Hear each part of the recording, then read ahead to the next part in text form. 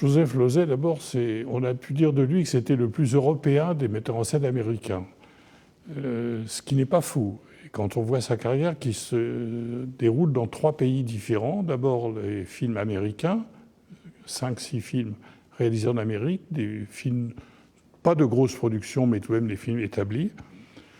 Ensuite, victime du macartisme, il a été membre du Parti communiste dans les années 30, donc l'exil en Angleterre.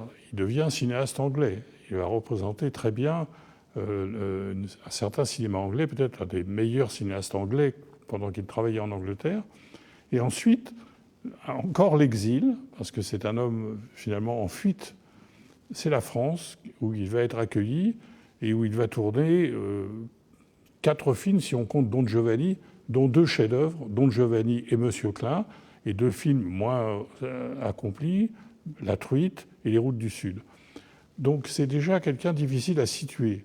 Et beaucoup de gens ont du mal à situer Joseph Losey. D'autre part, c'est un homme qui est né dans une famille très aristocratique, si on peut parler d'aristocratie aux États-Unis. C'est-à-dire qu'il est né dans une petite ville, la même ville où est né Nicolas Ray, 2 ans plus tard, La Crosse, dans le Wisconsin, à côté de Kenosha, où Orson Welles est né. Donc c'est vraiment un humus très, très fructueux. Mais une famille très établie. Il y a le Losey Boulevard, de ses ancêtres qui ont établi la ville, où Rachmaninov vient jouer du piano, où Mark Twain vient raconter des histoires. On tenait salon. Il lisait le français qu'il avait perdu ensuite. Il disait des choses en français avec une nounou qui lui apprenait le français, etc. Donc c'est un homme évidemment de formation très, très bourgeoise, huppée, mais comme beaucoup de gens riches qui ont une conscience sociale à cause de la dépression aux États-Unis, évidemment, il se révolte contre ce monde. Il devient un homme engagé, membre du Parti communiste, etc. Et ça va lui coûter très cher après la guerre, au moment du macartisme. Donc je pense que ça, c'est très important dans sa formation. Il renie la religion, il se débarrasse de la religion, et il a une mauvaise conscience d'avoir abandonné la religion, et donc il va entrer dans une autre religion qui est le communisme, qui est le marxisme, pour compenser ce refus de la religion, la vraie religion. Voilà, je pense que c'est quelqu'un qui est donc très marqué, marqué par la censure, par l'absence de travail. Quand il arrive en Angleterre, il vomit dans la rue, sur le trottoir, parce que cet homme qui aurait pu être un des grands cinéastes américains de sa génération est condamné maintenant à l'anonymat. Il signe 3 films en Angleterre sous d'autres noms, car il n'a pas le droit de signer de son vrai nom, sinon les films ne seraient pas vendus aux États-Unis. Donc il faut voir le traumatisme que ça représente. Et c'est un homme qui, toute sa vie, a été d'une certaine façon angoissé. Et il a fait des films beaucoup sur ce thème-là. Je pense que Losey n'appartient à aucune vraiment famille cinématographique. C'est la raison pour laquelle son œuvre a mis du temps à se voir imposer. C'est surtout les cinéphiles français autour de Présence du cinéma et de Pierre Rissian. Mais ensuite, les cahiers du cinéma positifs l'ont adopté très vite. Donc c'était la France qui a fait vraiment sa réputation. En Angleterre, quand il faisait des films en Angleterre, il n'était pas très bien considéré. Et je pense que ce qui caractérise Losey, pour moi, qui l'ai vu tourner, c'est qu'il incarnait le cinéma. C'était quelqu'un qui avait une aisance. Et d'ailleurs, les 5 films qu'il a fait en Amérique, tous sont réussis. Il y a des gens qui mettent du temps. Ingmar Bergman n'est pas devenu Ingmar Bergman dès son premier film. Elia Kazan n'est pas devenu Elia Kazan dès son premier film. Il y a des gens qui mettent du temps à acquérir le métier, surtout ceux qui viennent du théâtre. Or lui, il vient du théâtre, et pourtant, dès Le Garçon aux cheveux verts, son premier film, ensuite il y a M, Le Rôdeur, La Grande Nuit, M, le magnifique remake du film de Fritz Lang, tous ces films sont totalement réussis. Et quand je l'ai vu tourner, par exemple, Monsieur Klein à la Coupole, cette séquence assez virtuose où Pierre-William Glenn tient la caméra avec des mouvements d'appareil incroyables, ça a été fait en 2 prises. Il y avait 200 figurants, c'était fait en 2 prises, ça a été mis en boîte tout de suite. C'est-à-dire qu'il avait une sorte de contrôle de son métier que je crois est très rare chez les cinéastes. Mais en même temps, je ne le vois pas se rallier à une famille. On a pu le comparer à un moment à Visconti à cause de son esthétisme, mais c'est très différent de Visconti. Le Proust qu'il devait réaliser aurait été très différent du Proust que Visconti devait réaliser. Vraiment, j'ai du mal à l'identifier à une famille esthétique. Sauf que par la mise en scène. C'était vraiment, avant tout, pour moi, un très grand metteur en scène. Vous m'avez demandé au téléphone. Non, pas demandé personne.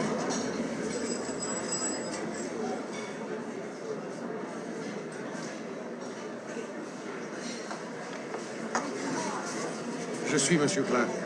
Ben, il y a une personne qui vous demande au téléphone. Excusez-moi, au bar.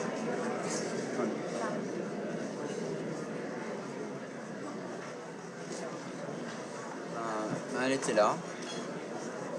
Ben, elle a dû partir. Comment était-il? Il était grand, brun, enfin à peu près comme vous. Mais tu crois pas vraiment que ce type... Je crois que c'est l'homme traqué. C'est l'homme traqué, c'est le sentiment de la différence, de la victimisation. Le garçon aux cheveux verts, son premier film, dit déjà tout. C'est un petit enfant qui naît avec des cheveux verts et qui devient proscrit, qui devient sujet de ricanement de ses petits camarades, la persécution. Alors évidemment, c'est contemporain du macartisme. C'est un film, d'une certaine façon, qui milite contre les gens qui sont victimes d'une différence, que ce soit les juifs, que ce soit les noirs, que ce soit les cheveux verts. Je pense que c'est ça qui l'a marqué et qui le marquera pendant toute son existence.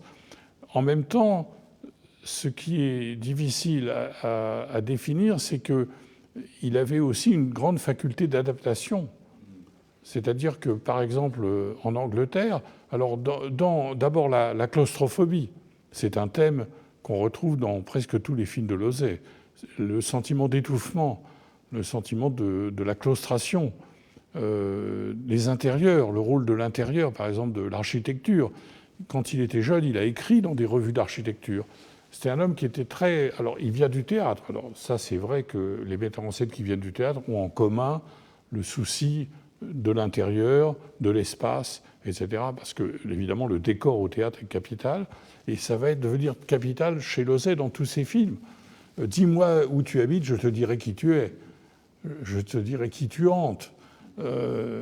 Avec une évolution dans son travail, c'est-à-dire qu'il est parti, à part Le garçon aux cheveux verts, d'un cinéma assez réaliste, social, par exemple sur les Mexicains dans Haine, à la frontière mexicaine, le racisme.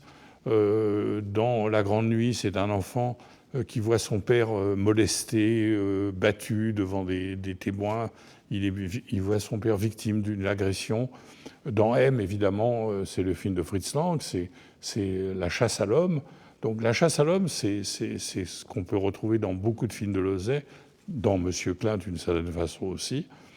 Et ça, c'est quelque chose qu'il a en commun, mais en même temps, il y a une évolution. C'est-à-dire, je pense que en évoluant, Kazan de la même façon pour d'autres raisons, on voit que son œuvre se complexifie. C'est-à-dire que au début, à part Le garçon aux cheveux verts, qui est une fable, ce sont des films qui relèvent beaucoup plus du domaine réaliste.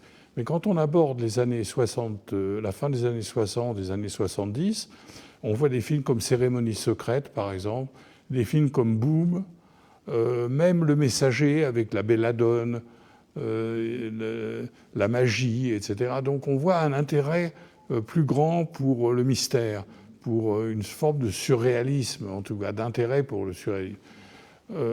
Et puis aussi, il appartient à une grande tradition américaine qui différencie la littérature américaine de la littérature française, européenne en particulier. C'est le goût de la fable. C'est le goût de la fable. Moby Dick, par exemple, la lettre écarlate. C'est-à-dire la littérature américaine est nourrie par ce goût de l'allégorie que les puritains peut-être ont amené en Amérique. Et dans Monsieur Klein, on va retrouver également ce goût de la fable, de l'allégorie. C'est pas pour rien d'ailleurs que chez Klein, Klein numéro 1, c'est-à-dire Alain Delon, il y a une copie de Moby Dick, un exemplaire de Moby Dick que est en train de lire sa maîtresse. Et quand il va visiter la maison de l'autre Klein, rue des Abbesses, il y a un exemplaire de Moby Dick. Donc ces deux hommes ont en commun Moby Dick. Melville, effectivement, la fable. Et ça, je crois que c'est quelque chose qui est très propre à Lauzet et qui va complexifier son cinéma et dérouter beaucoup de gens. C'est-à-dire beaucoup de gens ont été déroutés par des films comme Boom ou Cérémonie secrète, qui n'ont pas eu un très bon accueil, qui sont pour moi des chefs-d'œuvre. Et pour Tennessee Williams, Boom était le plus grand film, à part Kazan. Mais même, il disait, c'est le plus grand film qu'on ait... Il adorait les films de Kazan. Il était très sévère pour la plupart des autres films, mais il adorait Boom. Il disait, c'est la meilleure adaptation qu'on ait faite de mon théâtre. Il y a effectivement ce grand projet de l'adaptation magistrale à lire de Harold Pinter, de traiter en 200 pages de la totalité de la recherche du temps perdu. Non pas la fin de la recherche comme Volker Schlöndorff dans L'amour de Swann, mais traiter de la totalité. Et ça n'a pas pu se faire. Comme Visconti, il n'a pas pu non plus faire l'adaptation de Suso Cecchi d'Amico. Donc il y a chez Lauzet évidemment une attente. Il se retrouve en Italie et on lui passe un scénario, qui est le scénario de M. Klein, qui devait être fait par Costa Gavras, écrit par Franco Solinas, le très grand scénariste de Salvatore Giuliano, le scénariste de la bataille d'Alger et le scénariste de western aussi, politique. Donc on lui donne ce scénario qui l'intéresse vivement. Et donc il rencontre Solinas et il retravaille complètement le scénario avec Solinas. Le matin, ils sont à Fregene, qui est une villégiature au bord de la mer où se retrouvent beaucoup d'artistes. Et il travaille avec Solinas tous les matins, ils discutent du scénario, et le soir et l'après-midi, Solinas écrit, parce que Lauzet n'écrit pas, mais il discute comme tous les grands metteurs en scène, il participe évidemment à la construction du scénario. On connaît peu les détails de cette collaboration. On sait, par exemple, que Giscard d'Estaing avait écrit un texte qui avait été publié de ses souvenirs de jeunesse de la Grande Rafle. Et Lauzet trouvait ça remarquable. Il trouvait que ce témoignage était remarquable. Il voulait le mettre en exergue à son film. Et c'est Solinas qui n'était pas chaud et qui l'a refusé. Mais bon, c'est un petit désaccord. Mais en dehors de ça, je crois qu'ils ont travaillé en harmonie. Ils se sont très très bien entendus. Et d'ailleurs, Solinas devait ensuite faire La vie d'Ibn Seoud avec Lauzet. Donc c'est dire à quel point ils se sont entendus. Mais je pense qu'il n'y avait pas de désaccord véritable. Le problème de Lauzet, je crois, c'est justement les scénarios. C'est-à-dire que s'il y a eu des faiblesses dans la filmographie de Lauzet, comme il y en a dans toutes les filmographies, il y a très peu de filmographies, à part Kubrick peut-être, qui soit totalement homogène, mais c'est le scénario. C'est-à-dire que je crois que Lauzet avait un appétit de revanche. Il avait été, comme je l'ai dit, il appartenait à une famille aristocratique de très haut niveau intellectuel, etc. Et puis il s'est retrouvé dans des caniveaux de Londres sans travail. Et donc, il avait la nostalgie de cette grande époque. Et ce qu'il voulait, c'était fréquenter les grands. Il voulait fréquenter Marguerite Duras, il voulait fréquenter les salons parisiens. Et souvent, il a fait des choix qui étaient dictés par une forme de snobisme, qui était la revanche sur la vie. Sa vie ne s'est pas accomplie comme il l'aurait souhaité. Donc il voulait se rattraper en fréquentant. Alors, par exemple, il adorait Resnais. Il avait une admiration profonde pour Resnais qui a un peu influencé une séquence d'accidents, par exemple. Et du coup, il s'est dit, la guerre est finie, j'aime beaucoup ce film, je vais faire Les Routes du Sud en prenant le scénariste de Lauzet, Georges Saint-Proun, le même scénariste. C'est un mauvais choix. Et Les Routes du Sud n'est pas un grand film. La Truite, c'est la même chose. Il a voulu faire La Truite. Au début, il voulait le faire avec Brigitte Bardot, puis finalement, il a attendu. Il a fait avec Isabelle Huppert, cette immense comédienne. Mais La Truite est un film secondaire dans l'œuvre de Lauzet. Donc je pense qu'il n'avait pas un vrai jugement sur les scénarios à cause de ce déficit qu'il avait connu dans la vie. Mais quand il a des très bons scénarios, par exemple le scénario de Boom, ou Cérémonie secrète, ou les scénarios de Pinter, les 3 films de Pinter, mais je ne réduis pas Lauzet à Pinter comme on le fait souvent. Mais quand il a rencontré des grands scénaristes, ou en Amérique de très très bons scénaristes, comme Ben Bartman par exemple, eh bien dans ces cas-là, il donne son maximum. C'est peut-être le seul défaut dans la cuirasse. C'est cette tendance à vouloir faire des films qui cadrent avec un certain milieu parisien. Ça m'amuse de penser que M. Klein, c'est le premier film fait vraiment sur la grande rafle du Veldiv. Et c'est fait par un communiste italien, dont on a parlé, Franco Solinas. C'est fait par un ancien communiste américain, Joseph Losey. Et ensuite, la culpabilité de la police française et de l'État français dans la rafle du Veldiv, elle a été pour la première fois reconnue par un ancien vendeur de l'humanité, qui était Jacques Chirac, qui était communiste dans sa jeunesse. Donc c'est finalement trois anciens communistes, peut-être pas Solinas, qui est resté communiste, qui ont fait le film vraiment sur cet événement majeur de l'histoire française sous l'occupation. Mais c'est vrai que le sujet a été très peu traité. Le Chagrin et la Pitié est un chef-d'œuvre capital au début des années 70 que Marcelo Fulz a réalisé et qui a secoué le pays beaucoup plus que le film de Mitrani, qui est un film tout à fait respectable, n'était pas un grand film. Chagrin et la Pitié, mais c'est un documentaire et qui d'ailleurs a été interdit par François Mitterrand et par Simone Veil, qui a dit que tant qu'elle serait au gouvernement, ce film ne serait jamais montré à la télévision française.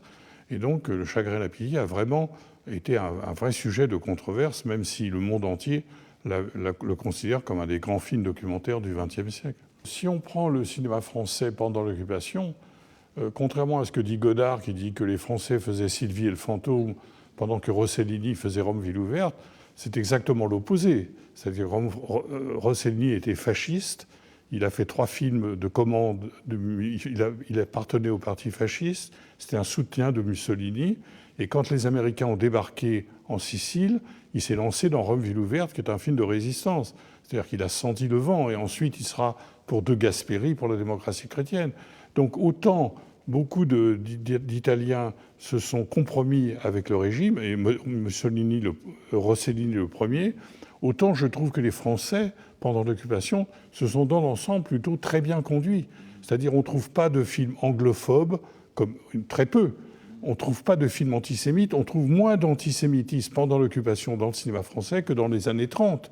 Il y a beaucoup plus d'antisémitisme dans les années 30. Donc les Français, que ce soit Robert Bresson, que ce soit Jacques Becker, que ce soit tous ces grands cinéastes français qui ont commencé à cette époque, ont été parfaits, y compris Clouzot, qu'on a attaqué à la fin de la guerre. Donc je pense que les Français se sont plutôt très bien conduits. Ensuite, c'est vrai qu'il y a eu à la fois les communistes et les gaullistes qui ne voulaient pas remuer tout cela. Ils ne voulaient pas reparler de l'occupation parce qu'ils voulaient montrer que la France a été résistante, que la plupart des Français étaient anti-pétainistes, ce qui est complètement faux.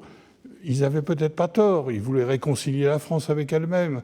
Ils pensaient que ce n'était pas le moment de régler des comptes, il fallait d'abord se reconstruire. Toujours est-il que pendant une dizaine ou une quinzaine d'années, tout ce qui pourrait donner l'impression d'une collaboration des Français, donc la police française par exemple, qui en faisait plus que ce que les Allemands demandaient, il ne fallait pas en parler. Et c'est seulement plus tard, qu'à partir des années 70, qu'on a commencé, et Le Chagrin et la Pitié a été une date capitale dans cette reconsidération. Mais moi, je ne suis pas du tout d'accord avec Godard pour accabler les cinéastes français pendant cette époque. Mimique non judaïque au cours de l'examen. Maintenant, marchez.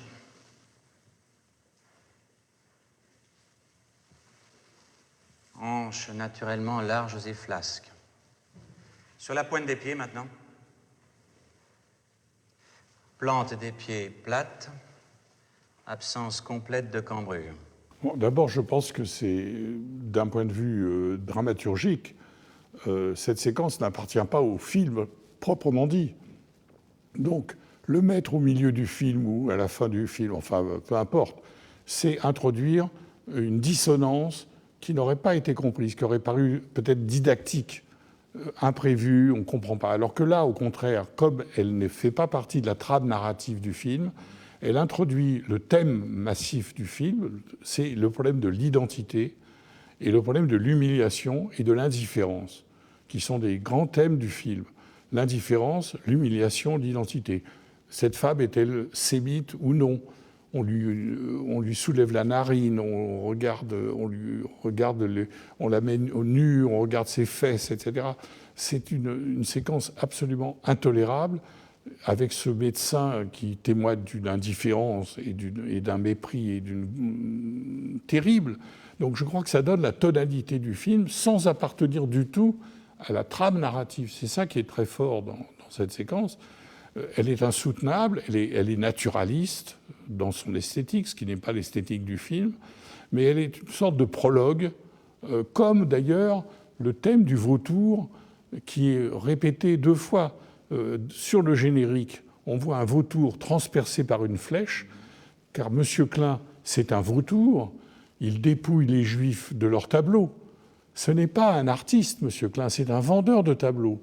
Alors que M. Klein numéro 2, l'autre M. Klein, est un flûtiste. C'est un artiste, c'est un créateur.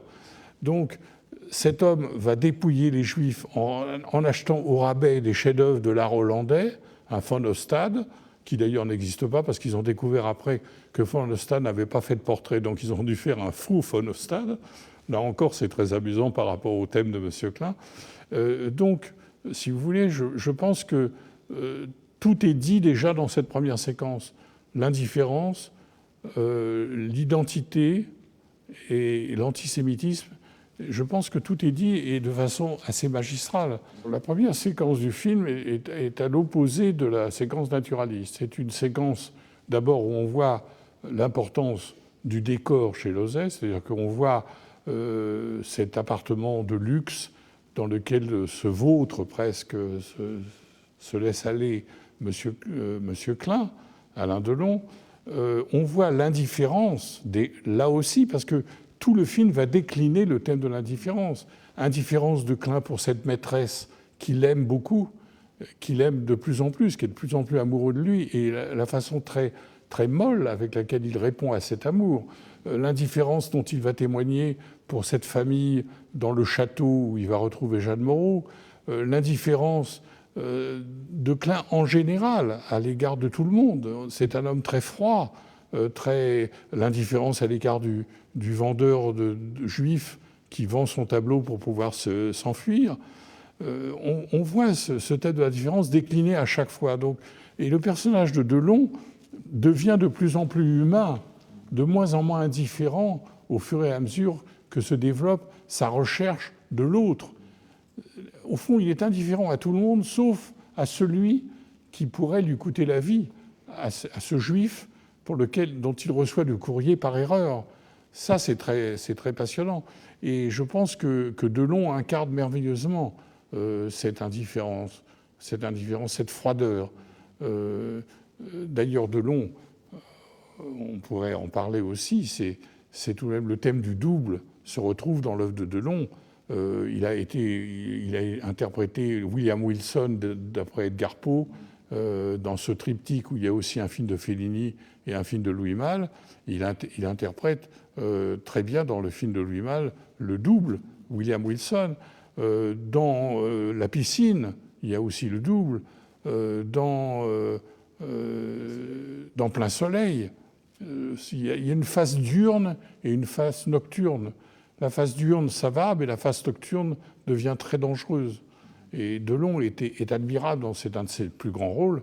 Il ne faut pas oublier qu'il est coproducteur du film, donc ça lui tenait beaucoup à cœur, et que l'accueil du film à Cannes, on lui a annoncé que la presse serait pas bonne, que ça se passait pas bien, et il n'est pas venu à Cannes. Et d'ailleurs, le film n'a eu aucun prix, il a été refusé par le jury, avant de recevoir le César du meilleur film et du meilleur metteur en scène 6 mois plus tard, ce qui prouve que les jurés, ça varie beaucoup.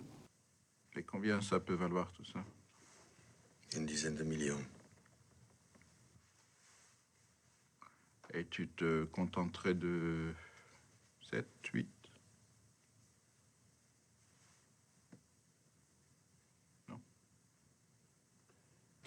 Pierre, laisse tomber. Ces affaires-là, laisse-les-moi. Pourquoi? Qu'est-ce que tu vas imaginer? Rien. De toute façon, je ne vends pas, je ne pars pas.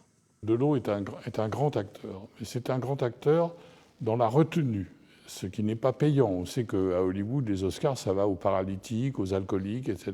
Bon, déjà, Delon, c'est exactement l'opposé, c'est la sobriété. Mais c'est aussi un homme qui joue admirablement. Et je trouve que dans M. Klein, on voit toute une gamme d'expressions. Ce n'est pas du tout un masque qu'il aurait, la sobriété pure. On n'est pas chez Bresson. C'est un acteur qui module énormément les situations dans lesquelles il se trouve. Ça, c'est une première chose. Je pense qu'il avait une très bonne expérience dans l'assassinat de Trotsky. Il s'était très bien entendu avec Delon, avec Lauzet. Et je pense que Delon, et ça explique aussi la deuxième partie de sa carrière, c'est qu'il avait une grande admiration, il avait une recherche du père. D'ailleurs, Lauzet le dit lui-même. Il avait une recherche paternelle, et peut-être liée à sa vie elle-même. Et tant qu'il a été admirateur des gens qui l'ont dirigé, c'est-à-dire Clément, c'est-à-dire Melville, c'est-à-dire Visconti, c'est-à-dire Lauzet, évidemment, il a été dirigé par des grands metteurs en scène plus âgés que lui. Il avait une admiration, il leur portait une grande admiration. Et je pense qu'il avait une grande admiration pour Lauzet, parce qu'il a senti qu'il était avec un maître. Et il construisait sa filmographie en même temps. Il était très, très conscient de ce qu'il faisait. Il a, à mon avis, comme c'est un homme intelligent, il a dû aussi voir en quoi sa carrière, ou plutôt les rôles qu'il a joués, le préparaient à jouer M. Klein. Par cette idée du double, de la face nocturne et la face diurne, il a vu dans le rôle quelque chose qui complétait cette panoplie de rôles. À partir du moment où tous ces gens ont disparu, où ils sont morts, ils ont disparu, Delon n'a plus ensuite qu'avoir des gens qu'il pouvait dominer. Parce que autant il acceptait d'être dominé par des figures paternelles, autant il aimait lui aussi dominer. Et à ce moment-là, il a voulu dominer les metteurs en scène en leur coupant un peu les ailes ou en les choisissant mal. Mais cela dit, ça n'enlève rien qu'il était un acteur immense dans l'histoire du cinéma. Et je pense que M. Klein était parfaitement synchrone avec son visage et sa nature double. Ce qu'il faut dire aussi, c'est que Lauzet avait une très très grande estime de Delon. Dans mon livre d'entretien, il raconte que Delon était d'une extrême générosité, parce que Lauzet avait toujours des problèmes d'argent.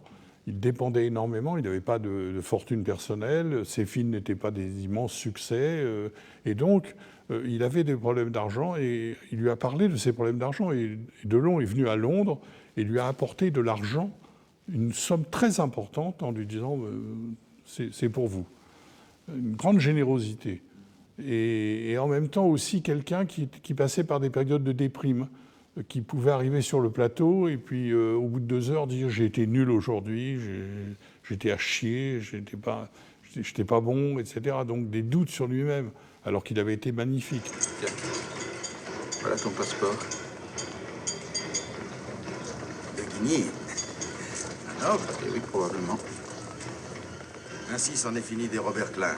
L'un a sauté en l'air et l'autre... Bon, alors, ton billet de chemin de fer jusqu'à Marseille, et puis ton billet de bateau. Il part après-demain matin. Voilà. Très bien. L'argent? Oui, c'est-à-dire que le film a à la fois une très grande unité stylistique, c'est-à-dire qu'il n'y a aucun moment on se dit qu'il y a une dissonance, et en même temps, il y a 3 registres assez différents dans le film. Il y a d'abord le registre réaliste. C'est des scènes, par exemple, dans les appartements, quand il recherche une maîtresse de Klein 2, il va au théâtre, ensuite il va dans une usine, etc. Ce sont des scènes qui sont tournées de façon réaliste, et Lauzet est un maître du réalisme, il l'a prouvé dans ses premiers films en particulier. Il y a un côté fantastique, par exemple, la scène du cabaret, qui fait penser aux caricatures de Georges Grosz, avec c'est La Grande Gêne. C'est Franz Salieri, qui était un grand metteur en scène de cabaret, et où il y a une scène d'antisémitisme outrancier, horrible, que même un antisémite ne peut pas aimer. C'est ce que voulait éviter Lauzet, qu'il puisse y avoir une complaisance dans une scène. Donc il l'a traité dans un registre presque onirique, terrible, effrayant. Et puis il y a la scène du château, qui est une scène également onirique. Il arrive à minuit dans un château, alors qu'il est invité à venir là, alors qu'on saura plus tard que Jeanne Moreau, qui est la maîtresse de ce château, qui est d'une famille juive, qui va partir pour le Mexique, qui sont des juifs fortunés, qui peuvent se permettre de s'exiler. Et Jeanne Moreau est probablement la maîtresse de Klein II, de l'autre monsieur Klein. Donc là, on est dans le domaine également du fantastique, avec le serviteur qui arrive au début. On est comme dans un conte de fées. Monsieur Klein, il l'accompagne le long du couloir, etc. Donc ça, c'est donc un domaine presque surréaliste. Et enfin, il y a l'abstraction. L'abstraction, ce sont les scènes de la préparation de la rafle, des réunions de policiers entre eux pour préparer la rafle, qui sont presque dignes de Fritz Lang dans Le Maudit, justement. Ce sont des ballets de voitures noires qui sillonnent Paris. Ce sont des réunions assez informelles où des gens discutent entre eux, mais on n'entend pas vraiment ce qui se dit. Et donc ça, c'est l'abstraction. Donc il y a le surréalisme, l'abstraction, et puis le réalisme. Au fond, c'est presque tout l'art du XXe siècle qui se retrouve résumé dans Monsieur Klein. Les inexactitudes historiques, c'est-à-dire le changement du mois, par exemple, de l'année, des choses comme ça, qu'on a pu lui reprocher que le train, ce n'est pas les trains allemands ne se trouvaient pas à côté. Il y a un passage, on passe du Veldiv à la gare, etc. Je pense que le souci de Lauzet, bien sûr, est d'un certain réalisme, mais en même temps, ce n'est pas un antiquaire. C'est-à-dire, c'est pas quelqu'un qui rétablit absolument les faits. C'est un poète aussi, c'est un artiste, un créateur. Et je pense on n'en a pas parlé, mais ce qui est important chez Lauzet, c'est la formation brechtienne. Il ne faut pas oublier que Brecht était sa grande influence. Il a créé la vie de Galilée, Galileo Galilei, à Los Angeles en 1947 avec Charles Laughton. C'est Brecht qui lui a confié la mise en scène de théâtre, parce qu'il avait fait du théâtre auparavant, la mise en scène, la création mondiale de la vie de Galilée. Donc Brecht, c'était tout de même sa référence. Et je pense que la fameuse distanciation brechtienne, elle est très difficile à pratiquer au cinéma. Parce que le cinéma, il y a eu un problème beaucoup plus d'identification. Mais je pense que Lauzet a réussi un film vraiment brechtien, totalement brechtien. C'est-à-dire qu'il n'y a pas d'identification à aucun moment avec Klein. Il n'y a pas de jugement non plus. On n'est pas contre Klein, mais on n'est pas non plus avec Klein. Et d'ailleurs, c'est pour ça que le film se termine de façon magistrale sur la répétition de la discussion. Parce que d'abord, on voit dans le plan, dans le train, on voit Jean Bouise, qui était le juif qui avait vendu un tableau au début du film, qui est derrière Delon. Et donc, on entend la première conversation du début du film, qui est la discussion entre le vendeur et l'acheteur. Pourquoi ? Parce que ça nous permet de ne pas nous apitoyer sur M. Klein. On retrouve le magouilleur qui était Klein, le type qui profitait de la pauvreté, pas de la pauvreté, mais qui profitait de la situation des Juifs pour acheter à bas prix comme le vautour de la tapisserie. Donc ça nous évite, encore une fois, même à la fin, quand il va partir pour Auschwitz, on ne s'identifie pas à lui. Il n'y a pas de pitié, il n'y a pas non plus de jugement, il n'y a pas de pitié. On est vraiment dans une distanciation. Et je crois que tout le film est très distancié. C'est-à-dire qu'il n'y a pas une émotion directe à aucun moment. D'autant plus qu'on n'a pas accès à Klein II, on ne le voit jamais. Là, ça aurait été le juif traqué. Il aurait pu y avoir une émotion. Mais il ne veut pas jouer sur la corde sentimentale. 600 louis. 300. Vous vous moquez de moi? Non. Marqué à ce compte-là, je préfère le garder. Eh bien, comme vous voudrez. Je pense que le journal des Juifs qui lui est déposé à sa porte et qui commence toute l'histoire du fait qu'il est confondu avec l'autre Klein, ça l'intrigue. Et cet homme, comme je l'ai dit, qui est indifférent à presque tous les autres personnages de son film, y compris à son autre maîtresse, qui est la femme de Michel Lonsdale, la femme de son avocat, Francine Berger, on ne voit pas tellement de vraie sympathie, de vraie tendresse à son égard. Et avec Juliette Berthoud, il est assez indifférent. Son obsession, ça devient cet homme, ce juif. Et il s'identifie à lui. Il s'identifie tellement à lui qu'il va choisir de partir dans ce convoi pour les camps. C'est une pulsion irrésistible. Il s'est identifié, et cet homme, pour la première fois de sa vie, éprouve quelque chose pour son double. Et je voudrais aussi dire que le film est sous l'influence de deux grands artistes, Brecht pour la distanciation, et évidemment Kafka. Monsieur Klein, d'abord, Klein en allemand c'est petit, Klein, c'est petit. Et l'homme au début est petit. Et il devient grand au fur et à mesure que le film se déroule. Et il devient grand à la fin par ce sacrifice inexplicable. Il devient solidaire des Juifs.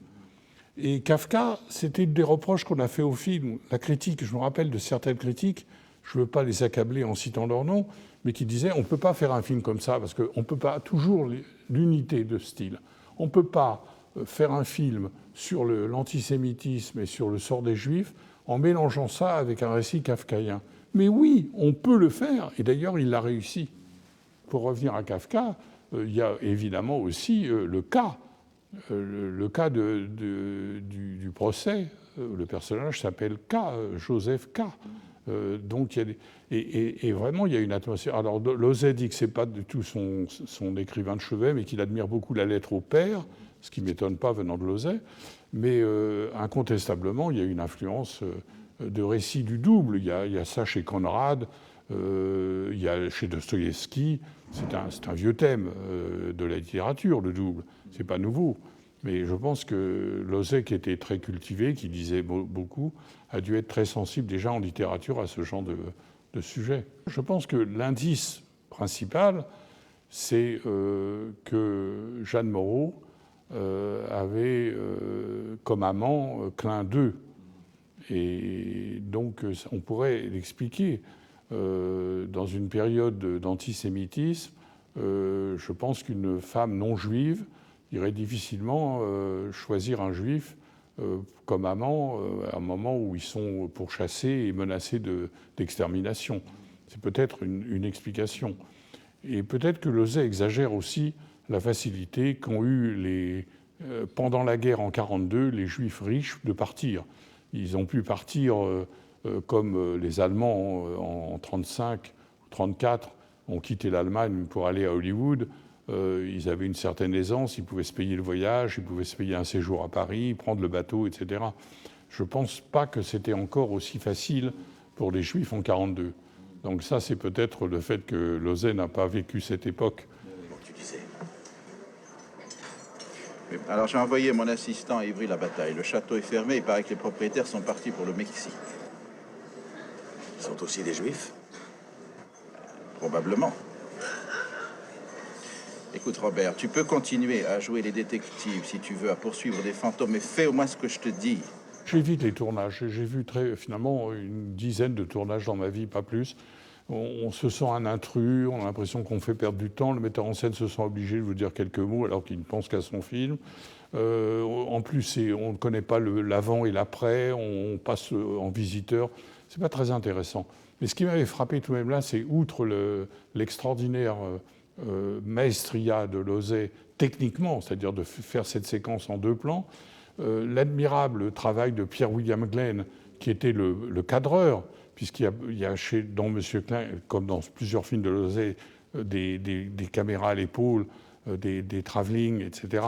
Le brio de Glenn, que Lauzet d'ailleurs reconnaissait volontiers, le travail évidemment du grand chef opérateur Jerry Fisher, parce que Lauzet savait s'entourer, et du décorateur Alexandre Tronder, qui lui-même était juif, qui avait été caché pendant l'occupation, qui avait travaillé sur Les Enfants du Paradis sans être identifié. Et d'ailleurs, Margot Capelier, qui avait fait le casting de Monsieur Klein, elle aussi avait eu plusieurs membres de sa famille qui avaient été pris dans des rafles. Donc il y avait beaucoup de gens qui ont participé au film et qui étaient proches de ce qui s'était passé à l'époque de M. Klein. Et puis ce grand chef opérateur qui est Jerry Fisher. Mais ça, c'est le choix du metteur en scène aussi. C'est-à-dire que Losey savait non seulement distribuer ses comédiens comme il le fallait, c'est un des meilleurs rôles de Lonsdale, par exemple, mais il y avait aussi le sens de choisir les collaborateurs qu'il fallait. Les artistes, souvent, se trompent sur l'accueil public. Il y a des films où ils sont très surpris que ça fasse un malheur alors qu'ils ne s'y attendaient pas. Et moi, je trouve ça tout à fait normal. C'est-à-dire qu'il a eu quelques centaines de milliers de spectateurs, ce qui est magnifique pour moi, parce que c'est un film extrêmement difficile. On se demande aujourd'hui qui produirait M. Klein. C'est Delon qui s'est investi dans la production du film aussi. Il savait que c'était un projet difficile qui était fait, mais qui a été fait il y a 40 ans.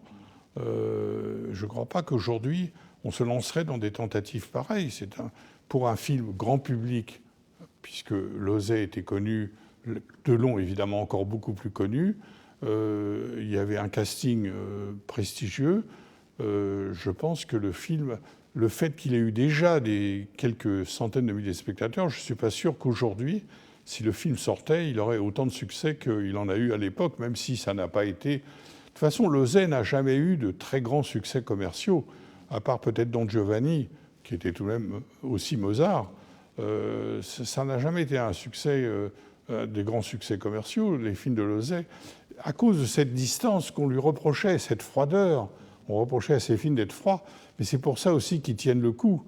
Les films qui faisaient le trottoir et qui essayaient à tout prix d'avoir les applaudissements du public, c'est souvent des films qui sont très démodés et qui ne marchent plus aujourd'hui. Et souvent, les films qui ont une certaine rigueur esthétique, un détachement, ce sont des films... Vous savez que Lubitsch, par exemple, n'a jamais connu de succès commercial, pratiquement. Ils ont tous perdu de l'argent, les films de Lubitsch. Il a 2 films qui ont gagné de l'argent, 2, c'est tout. La Paramount pouvait s'offrir Lubitsch parce qu'elle faisait des films commerciaux qui marchaient très bien. Donc c'est le cas de beaucoup de films qui ont été réhabilités. Je pense que Losey, les films comme Boom, comme Cérémonie secrète, n'ont pas non plus été des succès dans le monde. Mais M. Klein, je pense, a gagné en célébrité. D'ailleurs, en l'espace de quelques mois, il est passé de l'ignorance de Cannes, l'abandon par le jury de Cannes, à 2 Césars du meilleur film, du meilleur réalisateur. Que Losey ait fait le plus grand film, en tout cas sur, effectivement, l'occupation et la complicité de la police, etc., enfin, toute cette histoire de la rafle, alors qu'il ne parlait pas un mot de français. Je veux dire, il a vécu 6 ans rue du Dragon dans un appartement que lui sous-louait le grand architecte Émile Alliot, Ayot. Moi, j'étais toujours très surpris de l'absolue méconnaissance du français de Losey, et qu'il a dirigé ce film à l'oreille, parfaitement. Je pense que c'est sa porosité, comme beaucoup de grands artistes, c'est-à-dire cette façon d'être perméable à l'esprit d'un peuple, à l'esprit d'un pays, et de pouvoir, à la lecture d'un scénario, s'imprégner. Bien sûr, il a dû lire des choses sur l'époque, c'est certain. Il a dû voir Le Chagrin et la Pitié, qui est un film très, très reconnu aux États-Unis en particulier.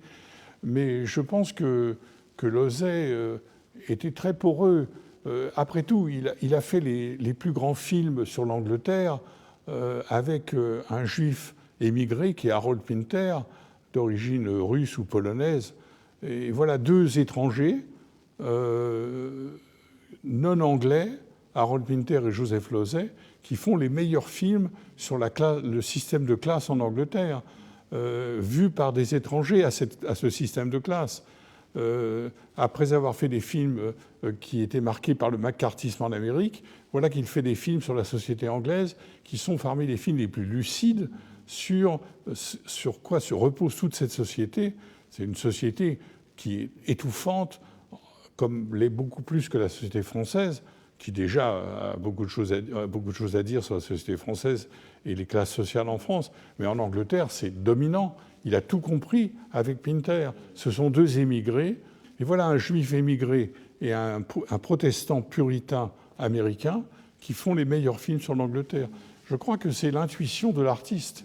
c'est la capacité de vivre totalement une autre civilisation, une autre société, et de le voir avec plus de lucidité que les Français ou les Anglais.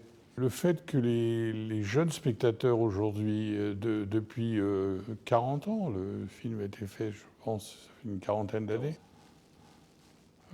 c'est qu'il y a une éducation visuelle qui a été faite que peut-être que les jeunes spectateurs, ou les moins jeunes, enfin les gens de 30, 40 ans, lisent les films du point de vue visuel autant que du point de vue scénaristique. Je pense que les anciennes générations, ils faisaient une lecture beaucoup plus littéraire du cinéma, des dialogues. C'est pour ça que dans le cinéma français, les dialogues sont envahissants, parce que c'est ça qui compte, c'est ce qu'on entend.